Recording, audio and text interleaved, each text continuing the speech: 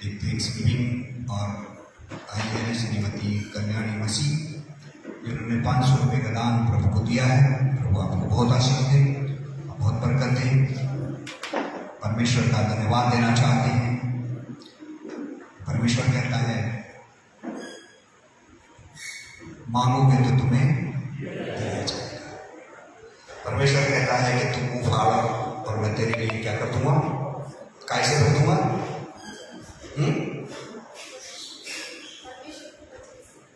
परमेश्वर के वचन से और आशीषों से हम धन्यवाद देना चाहते हैं। चाय एंड बिस्किट्स का इंतजाम भाई नॉरिस लाल की तरफ से हुआ है। प्रभु आपको और आपके परिवार को और विशेषकर बेटे को जो दूर है लेकिन परमेश्वर के पास है, वो हमेशा सुरक्षित रहे और परमेश्वर उसको आशीषित करे। हम धन्यवाद देना चाहते हैं अमन अरोड़ा जी के लिए, जो कि इस काम में मैंने अक्सर देखा है, कभी भी ऐसा कोई काम होता है तो ऐसा नहीं हो सकता कि वो प्रभु के लिए अपने आप को हाथ ना बढ़ाए, हमेशा तैयार रहते हैं। और आज भी उन्होंने अपने परिवार की तरफ से जो भी बच्चों का चाय बिस्किट के साथ उन्होंने समोसे का इंतजाम करा है। तो प्रभु आपको भी बहुत आशीष दे, आपके कारोबार को प्रभु बहुत बढ़ाए और आपकी बेटियों को जो प्रभु ने आपको आशीष के रूप में प्रदान की है उनको सफलता प्रदान करें। अभी भैया पेपर दे के आइए, एग्जाम दे के आइए।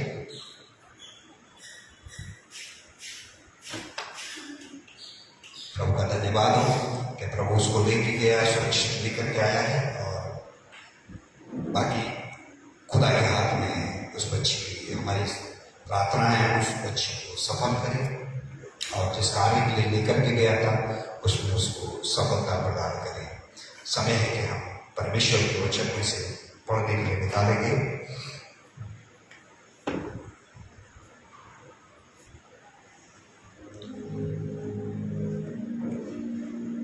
यूहन्ना रचित सुसमाचार और उसका 15वां अध्याय और 1 आयत से 11 आयत तक। यूहन्ना रचित सुसमाचार उसका 15वां अध्याय और 1 आयत से 11 आयत तक। कोई भी प्रभु का बेटा है या बेटी इसको पढ़ने के लिए सामने आ जाए।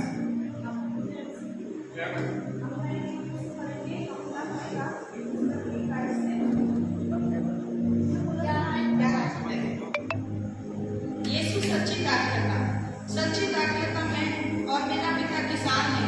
जो डाली मुझ में है और नहीं फलती उसे वह काट डालता है और जो फलती है उसे वह छांटता है ताकि और फले।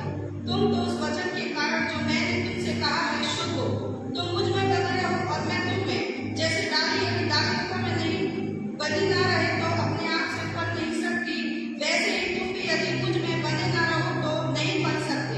मैं दाखलता हूँ, तुम डालियाँ हो। जो मुझ में बना रहता है और मैं उसमें, वह बहुत फल फलता है, क्योंकि मुझसे अलग होकर तुम कुछ भी नहीं कर सकते। यदि कोई मुझ में बना न रहे तो वह डाली के समान फेंक दिया जाता और सूख जाता है और लोग उन्हें कटोर कर आग में झोंक देते हैं और वह जल जाती है। यदि तुम मुझ में बने रहो और मेरा वचन तुम में बना रहे और जो चाहो मांगो वह तुम्हारे लिए हो जाएगा। मेरे पिता की महिमा इसी से होती है कि तुम बहुत सा फल लाओ, ताकि तुम मेरे चेले ठहरोगे। जैसा पिता ने मुझसे प्रेम रखा वैसा ही मैंने तुमसे प्रेम रखा। मेरे प्रेम में बने रहो। यदि तुम मेरी आज्ञाओं को मानोगे तो मेरे प्रेम में बने रहोगे, जैसा कि मैंने अपने पिता की आज्ञाओं को माना है और उसके प्रेम में बना रहता हूँ। मैंने ये बातें तुमसे इसलिए कही है कि मेरा आनंद तुम में बना रहे और तुम्हारा आनंद पूरा हो जाए। प्रभु अपने पढ़े जाने पर सुने जाने पर आशीष दे। आमीन। प्रार्थना करेंगे। हमारे जीवित सामर्थी अनुग्रहकारी पिता परमेश्वर, हम आपका शुक्र, आपका धन्यवाद देते हैं। धन्यवाद देते हैं सुंदर समय के लिए जो कि प्रभु जी आज का दिन आपने हमको प्रदान किया है। धन्यवाद देते हैं आपके बेटे और बेटियों के लिए जिन्होंने किसी भी रूप में प्रभु जी आपकी सहभागिता में प्रभु जी सहयोगी हुए। उन सबको आशीष देना बरकत दे। प्रभु जी प्रार्थना करता हूँ इस वचन के लिए जो तेरा वचन हमें बताता है कि प्रभु जी मैं पवित्र हूँ इसलिए तुम भी पवित्र हो। परमेश्वर हम जानते हैं मानते हैं कि हम अपराधी हैं, पापी हैं, गुनहगार हैं।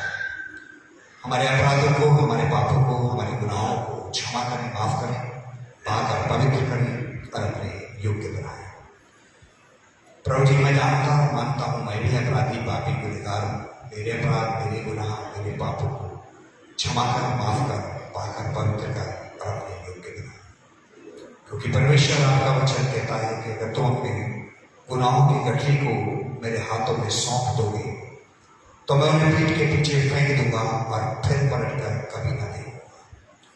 और वही परमेश्वर हमसे भी चाहता है कि अगर हम परमेश्वर के हाथों में अपने गुनाहों को सौंपते हैं तो उनको अपनी जिंदगियों से दोबारा ना करें। परमेश्वर इस वचन को समझने, सुनने और ग्रहण करने की सामर्थ्य हमको प्रदान करें। प्रभु यीशु के नाम से मांगते हैं, आमीन, आमीन, आमीन, आमीन, हालेलुया, हालेलुया, हालेलुया। परमेश्वर में आनंदित हैं, परमेश्वर में आप सब आनंदित हैं, परमेश्वर में आप सब आनंदित हैं। क्यों?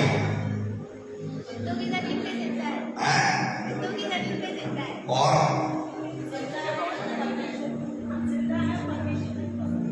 Hallelujah, hallelujah.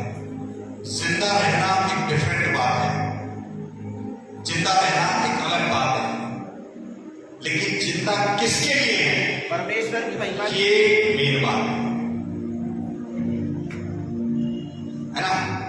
कहते ना बहुत से कभी कभी परिवार में, अरे अब तो मैं बस अपने बेटे के लिए जिंदा हूं, अब तो मैं अपनी बेटी के लिए जिंदा हूं, अरे अब तो मैं अपने पति के लिए जिंदा हूं। वो जिंदा रहना किसी काम नहीं आएगा। वो जिंदा रहना किसी के काम नहीं आना है। अरे जियो तो उसके लिए जियो, घमंड करो तो उस पर करो। हम घमंड किस पर करते हैं? अपनी शान और शौकत पर, है ना, अपने परिवार पर, अपनी फैसिलिटीज पर। लेकिन परमेश्वर एक घमंड उड़ा देता है, उड़ा देता है। घमंड करो परमेश्वर पर और जिंदा है तो हम उसके लिए, जिसने ये जान लिया, जिसने ये अपने जीवन में सोच लिया कि हाँ मैं जिंदा हूं। जिंदा तो बहुत सारे हैं, जिंदा बहुत लोग हैं इस पृथ्वी पर, संसार में भरे पड़े हैं। लेकिन एक कहावत है ना, ये जीना भी बेजीना है यार, है? जी तो जानवर भी रहे हैं, लेकिन कुछ डिफरेंट हमारे और उसमें परमेश्वर ने रखा है। उनको किसी की उपासना नहीं करनी है, उनको किसी की प्रार्थना नहीं करनी है, उनको किसी से कुछ कहना नहीं है, उनको किसी से कुछ मांगने की आवश्यकता नहीं है। मुझे और आपको मांगने की आवश्यकता है। मुझे और आपको अपने परमेश्वर के लिए जीना की आवश्यकता है, क्योंकि परमेश्वर ने भेजा इसलिए, उस परमेश्वर ने मुझे और आपको जो इस पृथ्वी पर भेजा है वो इसीलिए भेजा है कि मैं और आप जिंदा रहें तो उसके लिए। प्रभु यीशु मसीह ने पृथ्वी पर आया तो किसके लिए जिंदा रहा?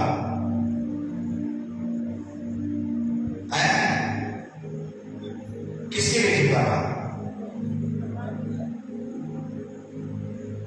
प्रीति में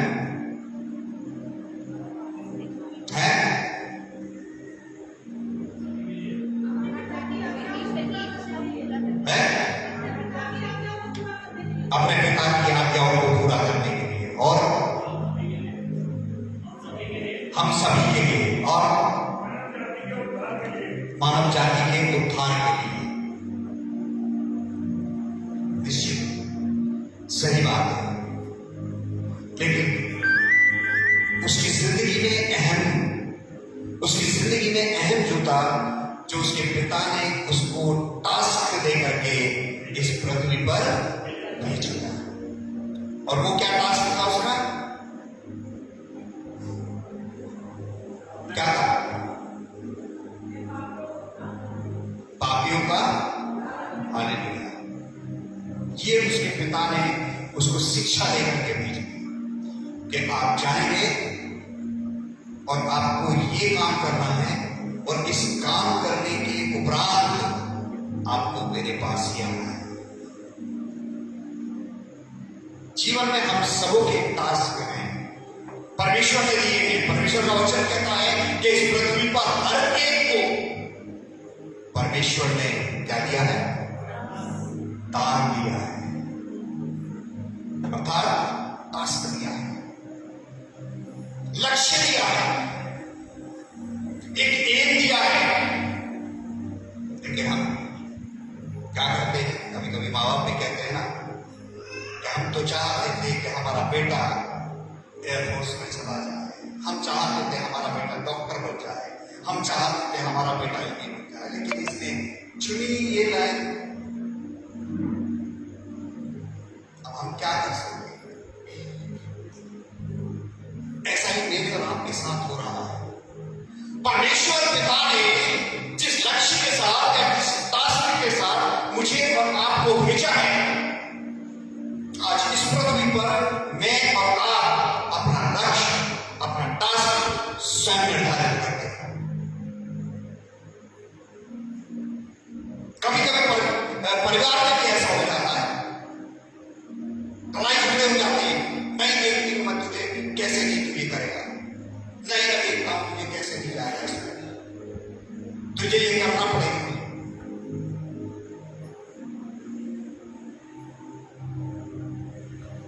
परमेश्वर मुझसे और आपसे टास्क देकर के भेजा है।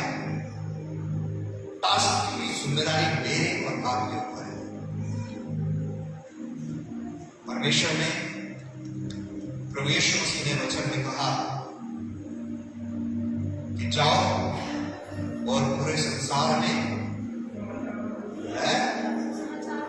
सुसमाचार प्रचार करो। करते हैं? नहीं करते। उसके लिए परमेश्वर के लिए लोगों को तैयार करते हैं। एक असूल है जिंदगी में, एक असूल रखो, 50 में मत करो प्रचार, 100 में मत करो प्रचार, 1000, 500, लाख में मत करो प्रचार, एक पे करो, लेकिन सॉलिड करो। हालेलुया। लेकिन सॉलिड करो। 1000 में प्रचार करो, एक भी ना आए। कहते हैं ना, जब दूध गर्म होता है तो क्या मारता है? उबाल मारता है ना? बंद कर दो, क्या हो जाएगा? तो एक को पकड़ो, लेकिन सॉलिड को। यीशु मसीह ने कितनी सारी भीड़ थी, कितने सारे लोग थे, लेकिन उसमें से एक को चलता चला गया, एक को चलता चला गया, और उसने पूरे संसार में आज उस काम को जो परमेश्वर के उन शागिर्दों ने अधूरा छोड़ा है, मैंने और आपने पूरा नहीं किया। इसीलिए मेरे प्रिय जो आज जो परमेश्वर का वचन पढ़ा गया है, क्या लिखा है पहले आयत में? सच्ची दाखलता मैं हूं और मेरा पिता किसान है। सेकंड आयत,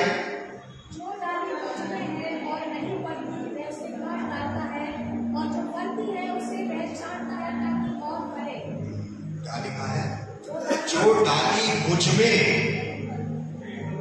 नहीं होती।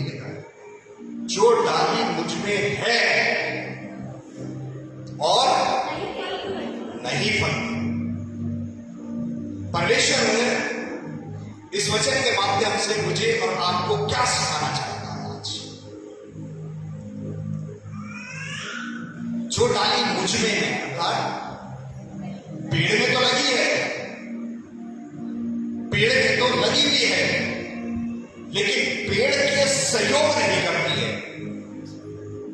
उसको सपोर्ट नहीं करती है, उसको मदद नहीं करती है। और जब ये हालात हो जाते हैं उस डाली के, तो डाली क्या हो जाती है? अलग। अर्थात कभी कभी आपने पेड़ों को देखा होगा बहुत से कि पेड़ तो हरा हुआ है, हरा भरा है, लेकिन एक डाली क्या हो रही है? चित्र बात है कि ये क्यों सूख रही है? ऐसा नहीं है कि सूखता तो पूरा पेड़ सूखता, सूखती तो पूरी डालियां सूख जाती, लेकिन ऐसा क्यों कि वो पेड़ के साथ भी जुड़ी हुई है लेकिन फिर भी हरी भरी नहीं है, पेड़ के साथ जुड़ी हुई है लेकिन फिर भी फलदार नहीं है।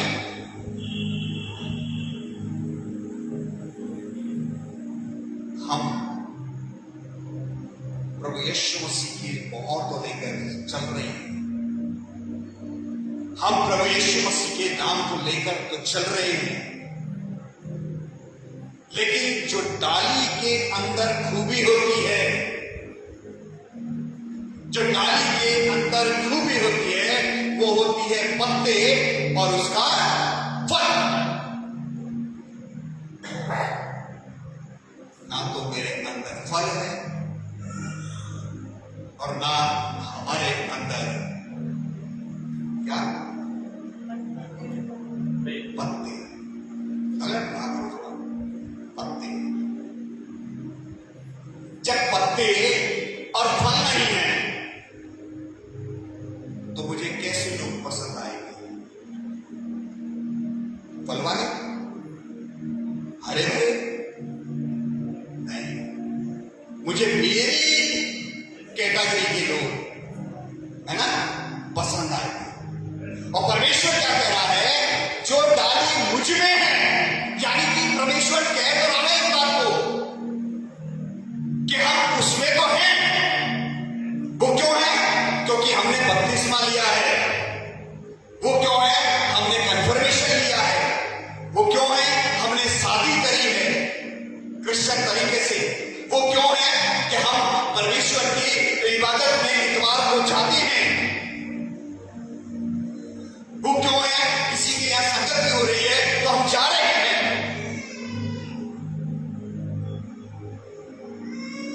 ये सब चीज करने से क्या हम ये सोचते हैं कि हमारे अंदर फल भी है और हमारे अंदर पत्ते भी हैं?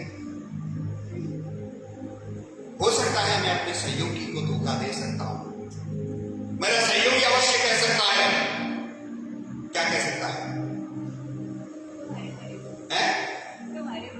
हाँ, तुम हरे भरे हो, तुम बहुत डरते हो खुदा से, तुम बहुत प्यार करते हो खुदा से, लेकिन कहते हैं ना, वचन में लिखा हुआ है, तुम लिपि बुद्धि है किसके? कब्र के समान हो। किसकी? लिपि बुद्धि है ना, अंदर कुछ नहीं है, अंदर कुछ नहीं है, लेकिन फिर भी मेरे पापा की कब्र है। महंगे से महंगा पत्थर लगाना है इस पे, बहुत अच्छा संगमरमर का पत्थर लगेगा इस पे, अरे बहुत बेहतरीन वाले कारीगर को लाना, इस पे खुदाई बहुत अच्छी वाली होनी चाहिए और ये भी बनना चाहिए। कुछ है नहीं अंदर, लेकिन क्या करें? संसार की ये रीत है। संसार ये कहता ही है कि जो दिखता है वो ही दिखता है, लेकिन परमेश्वर की रीत नहीं है ये, क्योंकि परमेश्वर का वचन कह रहा है कि जो डाली मुझ में है, हम उसमें हैं तो हम उसको